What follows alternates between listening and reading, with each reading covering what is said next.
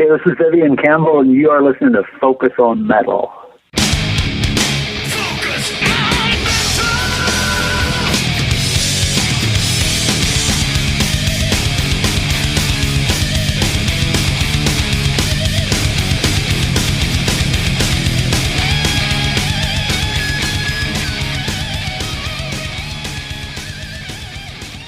Hey, Metalheads, Scott here. Richie.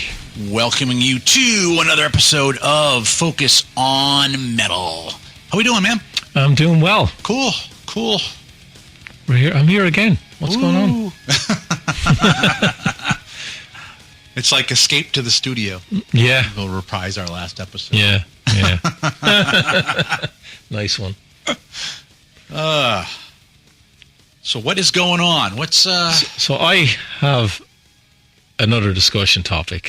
Mystery topic time. So one of the things you have to realize is that a lot of the times when I'll come down, I won't tell Scott what I want to talk about, or if I do, I'll just say something. But I won't get into specifics about it. Yep. Right. So this one really, you're kind of being blindsided by it. So what I wanted to talk about was start with Zak Starkey, who was the drummer in The Who. Yeah. And he's Ringo Starr's son. Ringo Starr's son, yeah. Right. So he's a name. Oh, yeah. Yeah. And recently he was fired from playing with The Who after a show, I think it was in the Royal Albert Hall. And I believe he was fired for... They tried to say he was too loud or he wasn't prepared enough or, the usual bullshit, right? Excuses. Yeah. And then Pete Townsend came out and said that, wait, what's going on?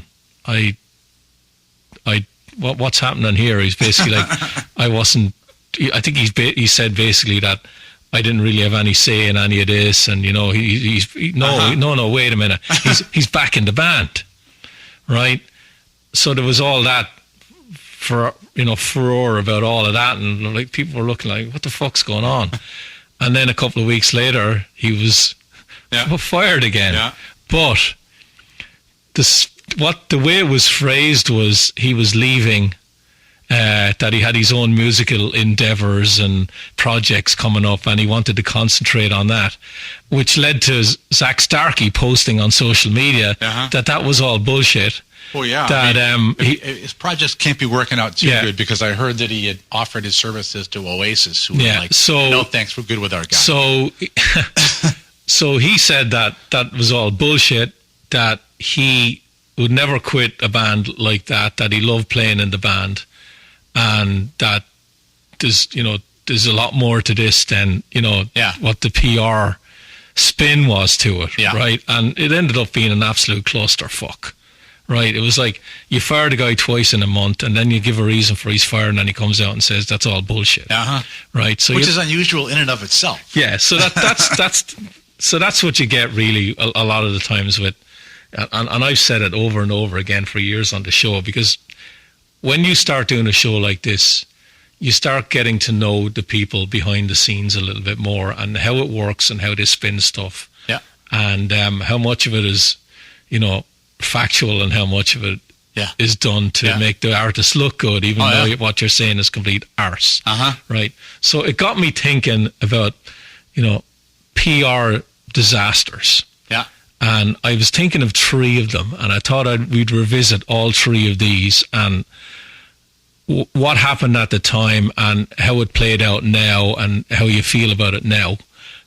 So the first one I want to talk about is David Lee Roth going on to the MTV Awards in 1996, right? With going up to present an award to Beck, right? Now, it's in Roth's book, and then there's interviews out there with Alex and Eddie talking about it. Like, it's been talked about for years that Roth made a fucking complete tool of himself and basically way overstepped these fucking boundaries, and Eddie Van Halen wanted to fucking punch him. Yeah. Right. I want to know, did you watch it that night? Was there any announcement that they were even doing it? I did not watch it that night. Okay. No. But did you know that he was going to come out with the band and Roth was going to come out with Van Halen and present an award? Was that out there? I think it was. Yeah, I think it was. But it's not like...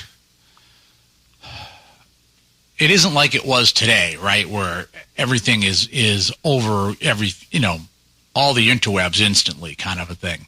So, but if I remember correctly, there was something in there about like the possibility of that. It might have been from Rolling Stone or something, but I think there was something about it. Because when you look, and I looked at the video of it recently, because I knew I wanted to come down and talk about this. David Lee Roth just acts like a complete tool. He doesn't even let... He acts like a little kid. Yeah, so he tries to take away all the spotlight from Beck, who won the award. Like, the whole point in presenting an award is, you win the award, you stand behind him, you say fucking nothing, you don't move. Yeah. And here he is fucking trying to jump around and smile and all. I'm like, with something like that, you're thinking, right, okay, Eddie Van Halen must have been looking at him going, we've just recorded 2 songs with you and you act like a fucking prat like that and you expect us to go on fucking tour. Yeah. I'm like, this is the reason I didn't want you in the fucking band and I got Hagar in. Yeah. It was because, it was all about you. Yeah. But at that time, so they'd gotten rid of Hagar, right? And they'd done the Roth songs, right? But for all intents and purposes, Roth needed Van Halen more than Van Halen needed Roth, because Roth's solo career was in the toilet. Yeah, he was done. At that point, yes, because his whole movie thing was derailed years before that, and with the changeover of personnel and stuff within the band, even though he had good players like Jason Becker and shit, people couldn't care less anymore. Right. I don't have the timeline here, but when did he do Howard Stern's show? Was that around that time or was it after? Do you remember he did a stint on the radio and he didn't last long? After. You think it was after that? Yeah, I think that was after, when he was doing... if we had Darren Paltrowitz here, we could get all DLR band? The DLR band? But I'm pretty sure that it was after that point where Dave went to New York. Okay. And was doing Stern and was doing the EMT training and all. I think it was after that. Yeah. So that to me was, when I was trying to come up with PR disasters, that was right up there. That's a big one. Yeah, it was right up there, because I think when Kiss did it, and I think, did Kiss do it after or before? When Kiss did it, they all came out in the makeup, and for the most part, the 4 of them, the other 2 towed the line with Paul and Gene. Yes. Put the makeup on, didn't make fools of themselves. It was a fucking big deal, right? You bring out Van Halen, David Lee Roth acts like a total prat. Yeah. Way oversteps his fucking boundaries. Whatever chance there was of going out on tour, not gone. Yeah. And do you think that was... Do you think that was like a test, and say if he can actually behave himself, there might actually be a glimmer here that we might actually do something after the greatest hits? Or do you think it was already decided? It seems to come out in subsequent interviews that it was already decided, but you never know. I think that his behavior on that essentially just nailed that coffin shut. It proved what they already knew. He hadn't changed a bit. Yeah. That's what I think. Yeah, it's the Dave show. Yeah. Yeah, I think you're right. But I mean, it was always important for Dave, him being, in the spotlight and needing the attention and all that. I mean, it did give them that having that front man. So you kind of had the virtuoso, right? You had a great rhythm section, and you had this clown up front that entertained everybody, and it worked very well. But you can't be that 24/7, And then, of course, the other PR thing, which might have been a disaster, I think it ended up being a disaster, was they picked Gary. I love Gary. You've said it before, love him in extreme, but that album bombed. It did. Well, you got to figure, too, Yeah, he got fucked over. Of course he did. It's Eddie's band, and well, the thing too was that Mike wasn't hardly even involved in the record. Michael Anthony. And Eddie really wasn't in any type of like shape to really be steering an album and stuff either. So it was all pretty much an in-house, at 5150, and sonically it doesn't sound that good either, and it just, and so everybody decided they were going to blame Gary. It's like, I think he just got shafted on that one. Well, he's going to come in as the new guy, right? It's like, you stand there and you move when I tell you to move, and you sing when I tell you to sing, and you sing what I want you to sing. Yeah, and I think a lot of that happened. Yeah. Great singer. I never really again, we talked about Load last time, but Van Halen 3, I fucking never revisit that. Yeah. I remember when that came out in Kerrang, and Kerrang gave it 1K, right? 1 out of 5. Yeah.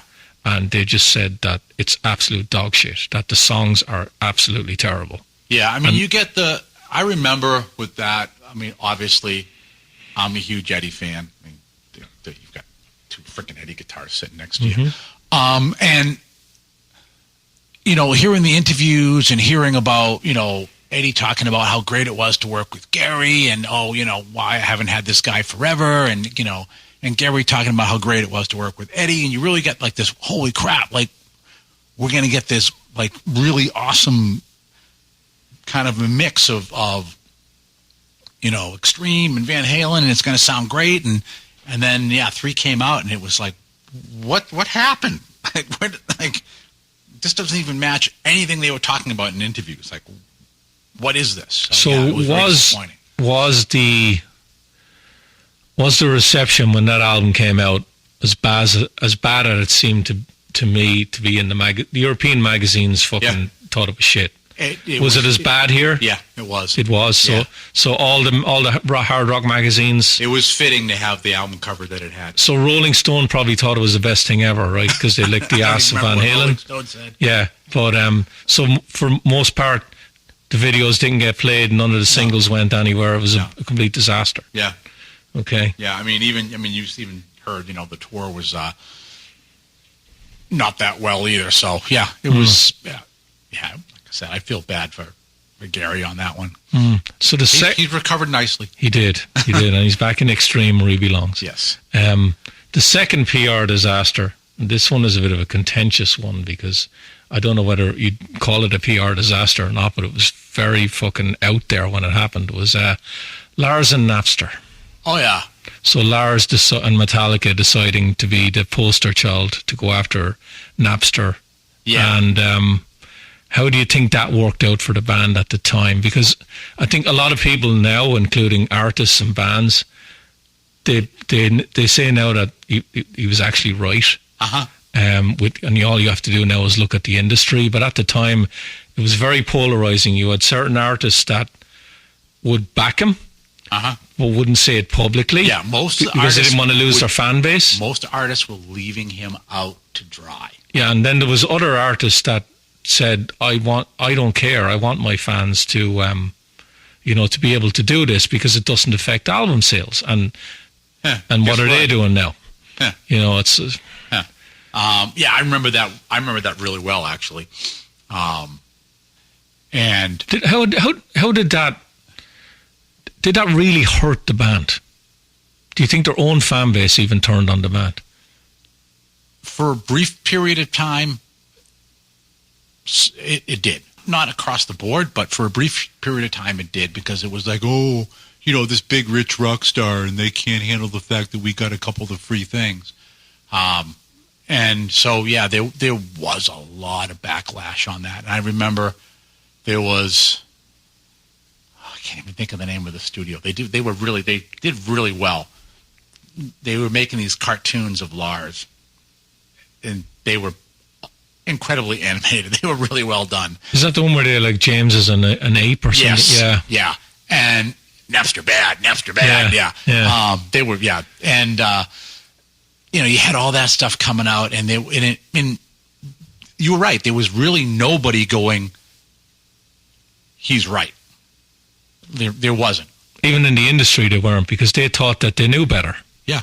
I've read some books since then about the decline of the music industry. Yeah. And it's amazing how naive they were. Their whole thing was that this low-resolution download that these kids were doing couldn't possibly compete with the audio purity of the CD. And the physical product. Yeah, well, it was even more. It was more the sound quality. Yeah, where they weren't realizing that, because there's kind of a conflation of things here that happens, right? You have all these people now who are simply downloading between LimeWire and Napster, right? So you have that going on. So now music is free, and if something is free, then you tend to not really give a shit about it. It's free, right? So your attitude towards what you've got, right, in general, is now it's like it's a thing. I don't care. I got it for free. And at the same time, you were having record labels who were even more chasing the next big thing. They were not giving tour support. They were paring down album support. They were paring down promo support. They were basically putting very little effort and energy into building and promoting artists. So between those two things, it's kind of like, I don't need to buy albums. And then album sales drop, and the labels take even more shit away. And at the same time, they're doing nothing to stop what's happening with the free downloads. Even when Steve Jobs comes in and starts to try to get the labels to go, hey, we could do this with a higher quality thing that people might be willing to pay us for, and then we can give you money for, and we'll have a revenue stream for something that's of a higher standard than the free thing. Maybe people will value it more. And then initially he was rebuffed for that as well. But yeah, I think as far as Lars, everybody was like, he was like just, an asshole for even, oh my God. Like, I remember that there was no support for Lars. PR nightmare. Yeah. Definitely. Yeah. Yeah. And it was kind of like, because at that point, Sean Fanning, he was like, like the Robin Hood, he's, it's stealing like, from the rich rock stars. Yeah, it's like, how do you spin a multi-millionaire who sold millions and millions of records? How do you spin him as being the good guy when the guy who's getting the music might be on minimum wage? Yeah. I don't think there's any real way to spin that, unless you say that I might be the rich rock star, but I'm really representing the people down here who are trying to make it in the music business, who are struggling. Right. And so now, and but the thing is, the struggling face isn't going to get any attention. No. Lars Ulrich is going to get the attention. Yeah. And the thing is that that's a big root in where the music industry is today, right? Where essentially, at least the rock radio we like is dead. I feel bad for a lot of the kids today that the music that they're listening to right now, because you can remember the music you were listening to when you were 16, 17, 18 years old. Yeah, because there was effort to get it. And it was varied.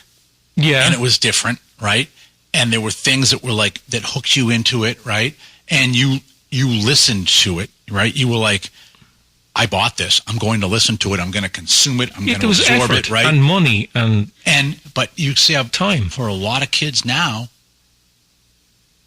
they will never listen. They will never remember the music they're listening to today, because it sounds like the song before that and the song before that and the 8 songs that come after that, because they're all done by the same people using the same samples. And they are quick turnaround, throwaway things. Here today, gone tomorrow. There's nothing memorable about them. They know for a lot of cases, that artist, they know that one song by that artist, not anything else in the artist catalog, or even that they have an album out. You know, it's just like, and then it's just gone. And it's like, that's sad. My son he's fascinated with one thing that I think a lot of music fans from our era can do. So I'll have a song on in the car. What album's that on? What side is it on? What track number is it? And I can tell him. Yeah. And he'll have it in front of him and he'd say, what's the song after that? Uh-huh. I'll name it off and he'd go, how the fuck do you remember all that? Because you listen to the whole album. Yeah, again because and again and again. Yeah, and there was effort in getting it, the time involved in getting it. You had to actually go somewhere to listen to it. Yeah. And you didn't just have to go, don't like that, delete next. Yeah. All that era is over. Yeah, and also there's an economic thing to this as well, right? Because the fact that, you know, you could afford to buy an album and you took that home and you listened to that album again and again and again and again until you can afford your next album. Yeah. And you just kept doing that. And so you got to know those songs in those orders. I joke about it, but yeah, my original copy of British Steel. I ended up learning guitar to the skip and the song. I did that on Aerosmith. My first Get Your Wings copy too had a skip. Same thing. And now it's just kind of like, oh, well, that just streams in, and I don't know who does it, and I don't know. I don't know. It's, to me, probably part of that is being a musician, how I feel about it, but I just feel like that's sad. So I read an interview because I knew I was going to talk about the Napster one, and I think it was with Kirk Hammett, and all this came about because of the Mission Impossible song that it got leaked. Yeah, I Despair, yeah. Yeah, and so he said that one of the things that Metallica always did was, I believe at the time, they would allow you to tape the shows, right? Yeah. But what they didn't like about Napster was they had no control over it, and there was no option. So, you know, they had no choice. Yeah. He mentioned choice and he mentioned control. So that the band had no choice on whether to give you the music for free or not. Mm-hmm. And then they had no control over it. Yeah. And that they felt that they were putting their blood, sweat and tears into it. It was their, as they called it, art. Mm-hmm. And it was just like, I'm going to have it for nothing. And they had no say in it. Yeah. And I think that's where a lot of the music business went down the shitter after that. Yeah, and it's interesting too, and I forgot about this until you just said that. So when they went and played, I can't remember if it was the first Summer Sanitarium or the second one, but they went to play I Disappear, and Lars made some comment about Napster or whatever. And the bulk of that stadium booed him. Yeah. Small bit of the crowd cheered, the bulk of them booed him. Why the fuck? I just remembered that. Why the fuck would he say that? That's like someone going up on stage now and saying, I love Trump, or, you know, getting all fucking political. It's like, go up, play the fucking songs, have a good night, did everyone enjoy themselves, and fuck off. Well, for one, because it's Lars, right? And it was a new song for them. So you're gonna try to kind of promote the new song. So, you know, and then obviously he's pissed because he's getting shit on. So yeah, and he's going to say something. Lars never is safe. No, he likes to talk. He does. So the last PR one, and this is the recent one, and we actually discussed this, but, you know, we know how this has played out. And at the time, it was a fucking complete head scratcher, and I can't even remember hearing or reading anywhere that this was a good idea. Judas Priest are going to go out with one guitar player. Yeah, Judas Priest was a 2-guitar band. Yeah, do you remember that? We talked about it at the time. Yeah. That was a complete PR disaster. Yeah. And I think that's right up there as a recent one as being like, that really, when I thought about this as a recent one, I was like, yeah, that has to be it. Judas Priest saying that. It's even more of a PR than Motley Crue never touring again. Well, but I think I agree it was a PR disaster. I just think it was more limited in scope. The Who's got this aging fan base that goes, what the fuck? And when you involve a Beatle or a Beatles son, you have an additive to that. Diamond Dave, that was still very much mainstream, still, very televised, all of that, where I think the Judas Priest one went a little bit under the radar, except for like hardcore people like us. Well, not in the metal community, it didn't. Yeah, no, that's what I mean. In the metal community, it was like, I think, right across the board. Yeah. It was like, what the fuck how are you selling this? Yeah, I mean, could you ever have the beginning of the Ripper with only one guitar player? No, you can't. You need both. Yeah, but so you had, the aesthetics of it, how it would look on stage. Which is also and then you had bizarre. the two guitar band with one guy on the stage, and you're thinking, I want to go see a live show, and now you're going to tell me that half the tracks are on tape.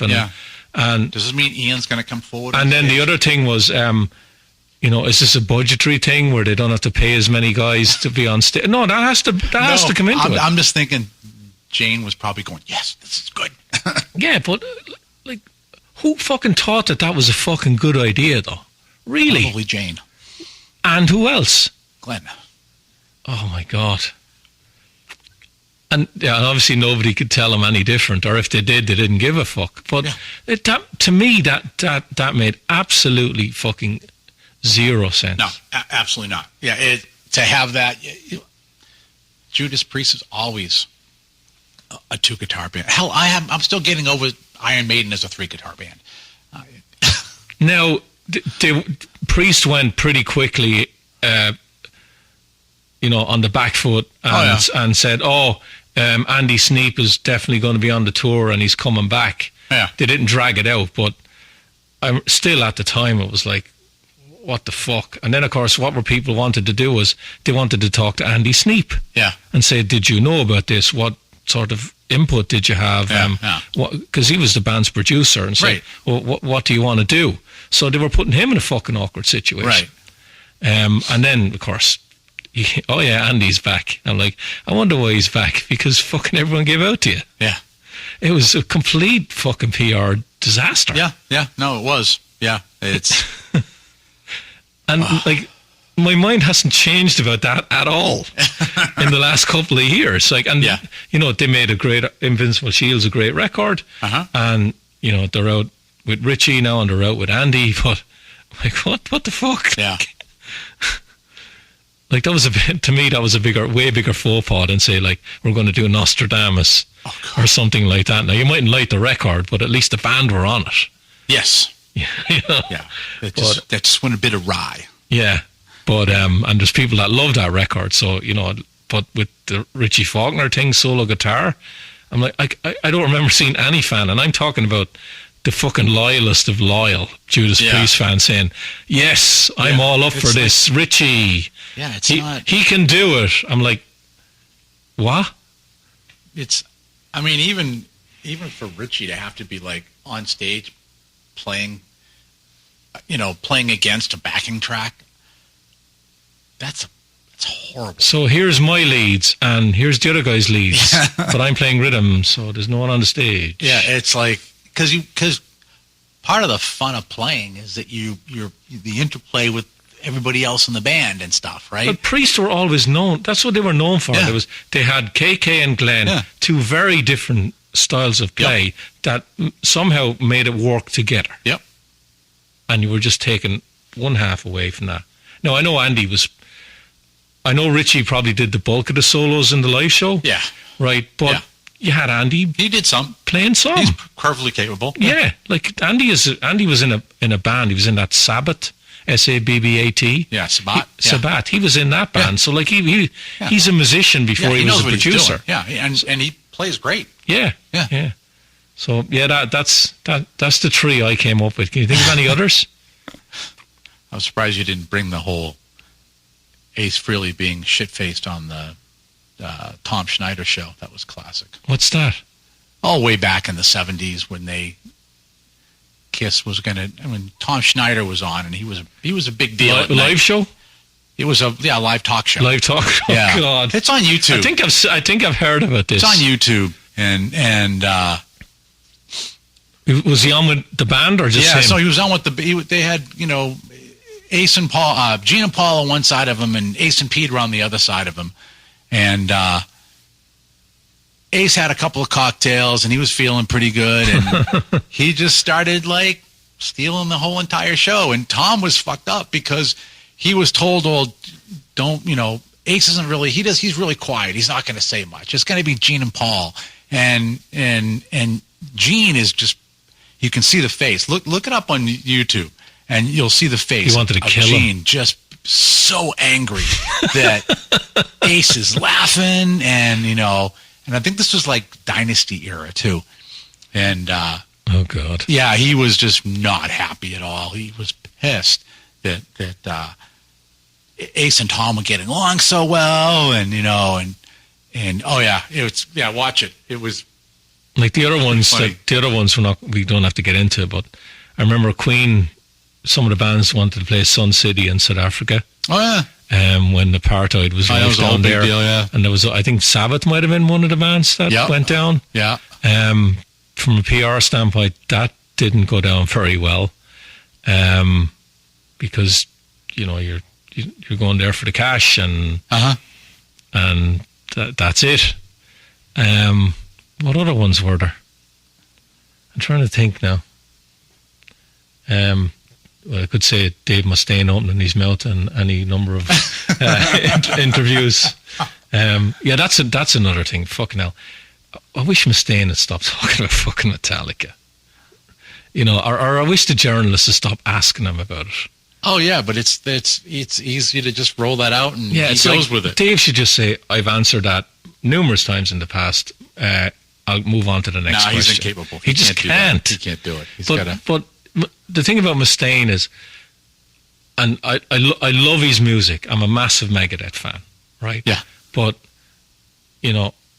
if you're his publicist, one thing you've got to love about the guy is his honesty. But the one thing you have to hate about the guy is his honesty. Yeah. Because he says stuff that, it's like you're the publicist and you're thinking, how the fuck am I going to spin this as a positive? And you just can't. Yeah.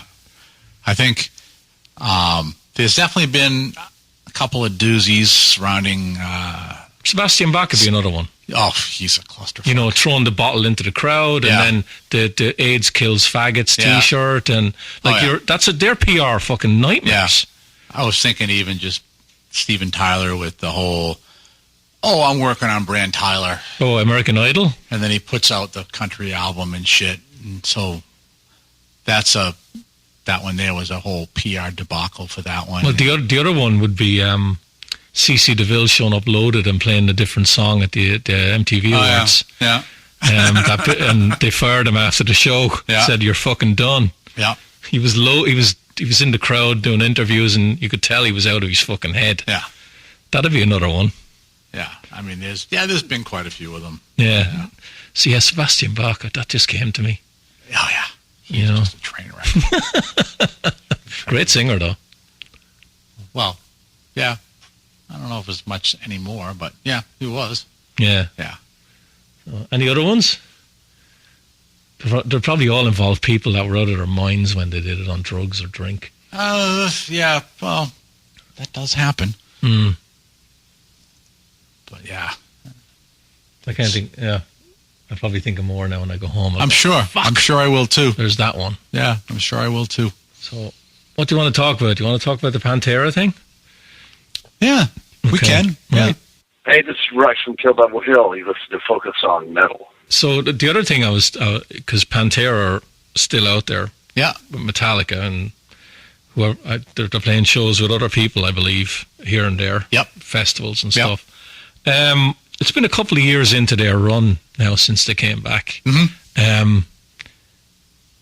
How do you feel about it now? Do you think their luster is the sheen is kind of faded away now that it was a massive deal when it happened? And what I know people, a lot of that might come from, the excitement people felt in seeing them back, coupled with the anger other people felt in them coming back.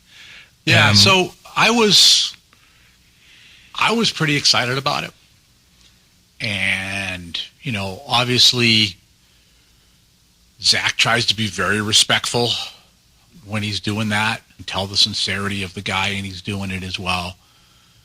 And so I was pretty excited about it. It was one of the reasons why I picked as I didn't want to go to both nights of 72.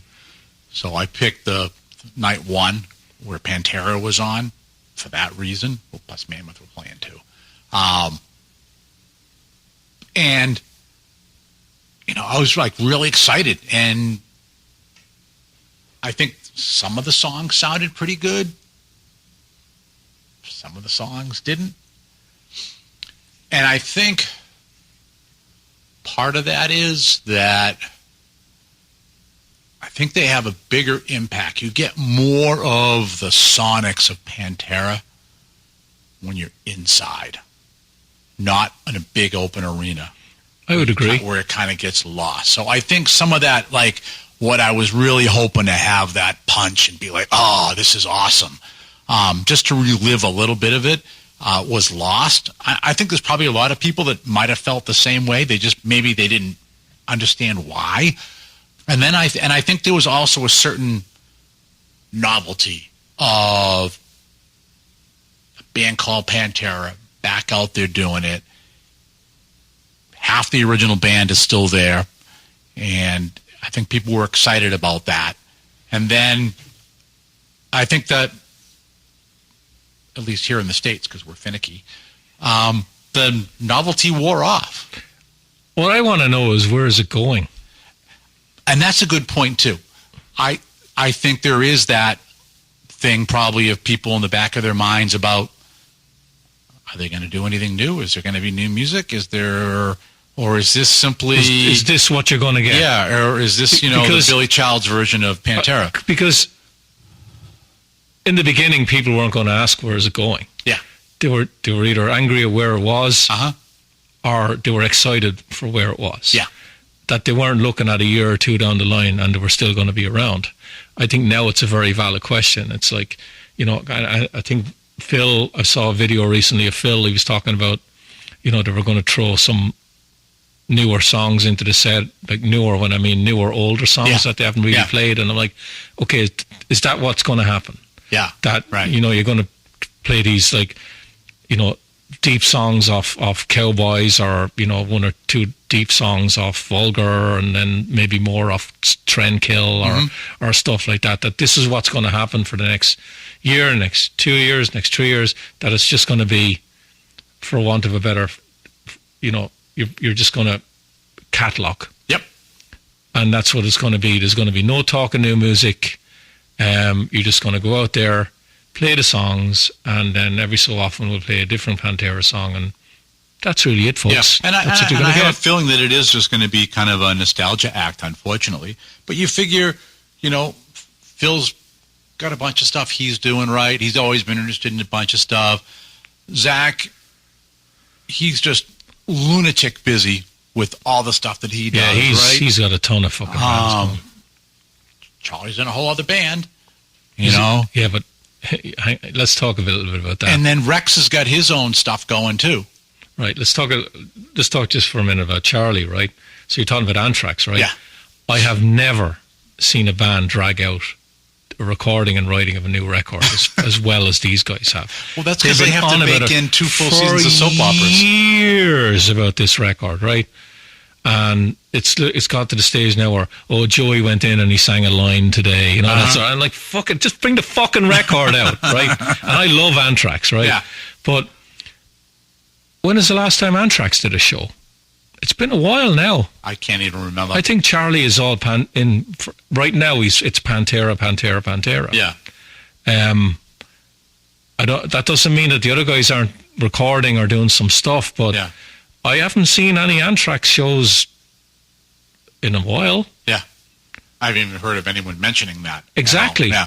Exactly. Yeah. So I find that interesting. It's like, okay, Charlie's like been literally booked to do months and months and months and months of Pantera shows. Yeah.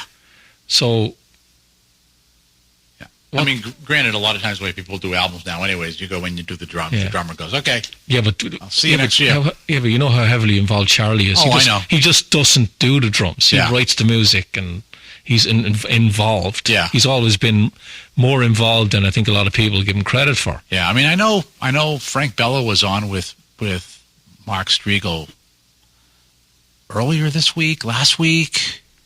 It was, and I didn't catch it. I may have to go see if it's up online and hear what he had to say. But yeah, I don't know what's going on with it. Yeah. But the Pantera thing, I don't know where it's going to go. I eventually, if it goes the way it's going, the novelty is definitely going to wear off, and they're just not going to play the same size venues. They're just not. Yeah. If they go out on their own, it's like people are just going to go, I saw you last year, or I saw you 2 years ago, and I was really excited to see you, and it's like, I've seen you. Yeah. It's the same 4 dudes. Yeah. It was, like I said, I was psyched. I was really happy. Like, oh, good, great. I'm going to see, get to hear some Pantera music live again, Phil and Resk up there, and it was psyched. And then it was like, yeah, there's like something lacking here. It's just like, I'm not as buzzed about this right now as I should be. I think a lot of people are probably doing that. It's not like the songs are bad, and it's not like the guys can't still do it or anything either. I think part of it too is, again, they're coming on during the day. They're massive format for those M72 shows. And, Pantera is a band to me, and I even said this about Metallica too, is I hate that stage, that they're separated. You don't see the dynamics. And Pantera, especially with the way that's that groove-based metal, it's something where you got to have the guys need to be able to interact and not be at different corners of the stadium kind of a thing. I think that probably drives a lot of it too. Yeah.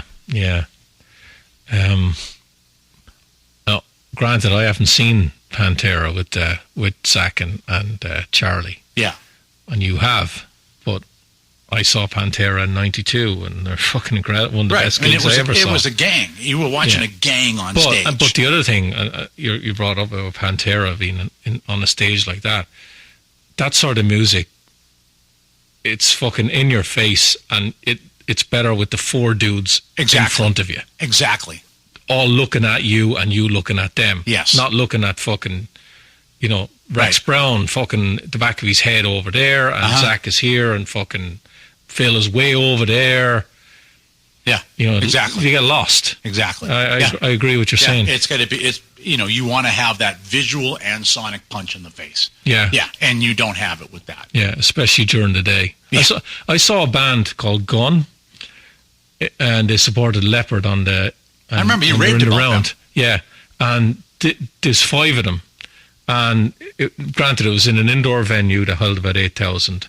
And but they were on Leopard's stage with minimal lights, but it was it was indoors, so it was dark. Yeah. And they had some lights. They made it work. Yeah. So there is a way of doing it. Yeah. But then again, they were 30 years younger than any of the Pantera guys. That probably helped. True. Not as beat up. Yeah. Yeah. I don't know. I was expecting something like much more, I don't know. Maybe I was expecting like some kind of religious experience. I don't know. I don't think you're going to get that in a gig anymore. Probably. I think we're too long in the tooth at this stage for that to happen. No, I had that with a couple of the Shanker shows. Satriani's usually pretty good for that too. It's been a while now since I've come out of a gig and said to myself, oh my God, that was fucking amazing. The Best of All Worlds tour. Absolutely. Hagar. Absolutely incredible. Yeah, that was like, holy shit. Like, that was one of the best shows that we'd seen in a long time. Because at this stage, I kind of know what I'm getting with a lot of the acts. Yeah. And I'm also getting the band on stage with half the members that I'm used to seeing who recorded all the music anyway. So it's kind of hard for me to get a spiritual experience when I don't have the guys that made the music in the first place. Like one that comes off the top of my head was when you're absolutely blown away by a band that you never heard of, was a band called King, Kyng. So when Megadeth, they played a show in the Palladium, they played the whole of Countdown. Yeah. They had King supporting them. And I got there and I'm like, who are this band King? Absolutely fucking, remember when you were a kid and you heard this new band or you saw them live and the next day you had to fucking get the record. I had to get the fucking record the next day. I have to fucking get this. Yeah. And I was like in my mid-40s. Yeah. And I haven't experienced something like that in a long, long time. But that's something that, jumps out at me that I can remember. Sure. Being absolutely blown away by a band I'd never heard of. It doesn't happen to me anymore. Yeah. Just doesn't. It's like, yeah, they were good, they were great, but it was like a religious fucking experience, not gonna happen anymore. Yeah, I mean, I think part of it's probably the way records get made. Part of it's probably age. Part of it's me being a fucking fuddy-duddy. You got a lot of shit going on. Yeah. Yeah. Definitely. So tomorrow night I'm going to see Mike Tramp, and I'm bringing my 10-year-old daughter to her first show. Cool. And I've never seen him live, and he's doing White Line.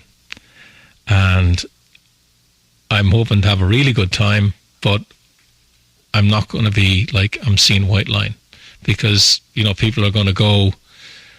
Where's he playing? Tupelo. Okay. People are going to go, I'm sure people like, the guy does a really good Vito, but he's not Vito. Yeah. Or it's not Greg D'Angelo, it's not James Lomenzo. No. It's Jerry Best now is playing bass. And Jerry's a nice guy. I've interviewed him, and he's a damn good bass player. So hopefully I'll get to meet the band after the show with my daughter. But, I'm looking forward to that show, but the days of me going, I can't fucking wait to see this band, they're over. Because I think I'm supposed to see them in September. Mike Tramp? Yeah. Where? The Vault? At one of the small venues at Gillette. Okay. Maybe he is. Maybe that's why I was like, is that show tomorrow night? No, he's at the Tupelo tomorrow night, and I'm going to go. And I'm going to enjoy it, because I've never seen White Line. He's doing White Line songs. So. Yeah. And I like White Line. I've got both of the songs of White Line vinyls he put out. Yeah, but I wouldn't buy those. You know me, when it comes to re-records, I'm like, I have the originals. Hopefully he'll do them as close to the original as possible. Now, the one thing I will say about Mike, the bands he did after White Line, Freak of Nature, are great, but he did a load of like these acoustic records. Yeah. If you're into that sort of music, they're fucking really good. Yeah. Cobblestone Street was one of them, and I was like, fucking hell, it's a different side to him. It's just him with an acoustic guitar. The fucking songs are great, and he still sings good too. Yeah. So, I'm still into the guy's music. Even Shanker had his little acoustic run. That's like me. I went to see Steve Vai years ago, and Steve, I think I told you this before, but fuck it, I'll say it again. So, Steve Vai played Vicar Street in Dublin, which is a really small venue. I don't even know if it's still there. And I saw Satriani there, and I saw Dream Theater there, but it's small. It probably holds like 500. And Vai's band, I can't remember who the drummer was, but he had Billy Sheen on bass, right? Yeah. Vai himself. And then he had Tony McAlpine on keyboards. Okay, yeah. Right. I'm a fucking massive Tony McAlpine fan. Yeah. And McAlpine did a fucking keyboard solo, and I put my head in my hands and I'm like, no. And even there was people around me going, oh no, because fucking Tony can fucking play. Oh, I know. Amazing. He's an amazing piano player, and he's from here, isn't he? He's from Boston. He's from Massachusetts. Boston. And I've got he's an incredible guitar player. I got a couple of his shrapnel. Yeah, incredible. Guitars, stuff. Like he has great sense of melody. He doesn't shred for the sake of shredding, but fucking hell, it was like the keyboard solo. I'm like, fuck no. Yeah. And it was one of these din, din, din. one of these atmospheric keyboard solos. I was like, oh, fucking hell, Tony. No. I just remember that. I don't know why I started talking about that, but anyway. All right. Well, now that you're going back to that, I think we're going to wrap this one up. Yeah. We're here all night. All right. Talking shite.